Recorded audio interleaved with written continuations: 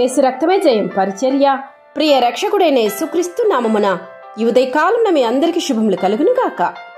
నాయందు మీరును మీయందు నా మాటలను నిలిచియుండి నేడలా మీకేది ఇష్టమో అడుగుడి, అది మీకు అనుగ్రహింపబడును అని దేవుని వాక్యము సెలవిస్తున్నది.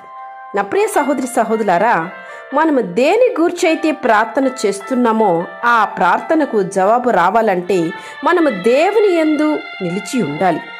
అనగా మనము దేవునితో సత్సంబంధం కలిగి ఉండాలి. దేవునితో మనం సహవాసం కలిగి ఉన్నప్పుడే మన ప్రార్థనలకు జవాబు వస్తుంది.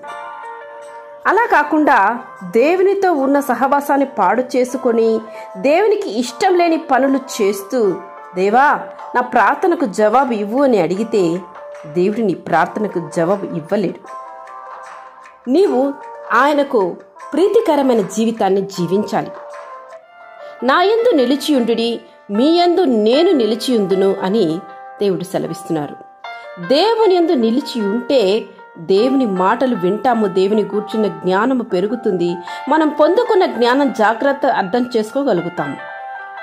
తద్వారా మన ప్రవక్తన ఉన్నతమైన రీతిలో మార్చబడుతుంది. మనల్ని చూసి ప్రజలు దేవుని మహింపరుస్తారు కూడా, దేవుని తెలుసుకుంటారు.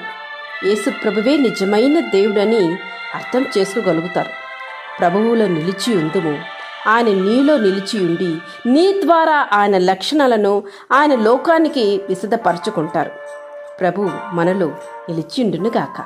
ఆమేన్. యేసు రక్తమే జయం పరిచర్యలో మీ సహోదరి. God bless you.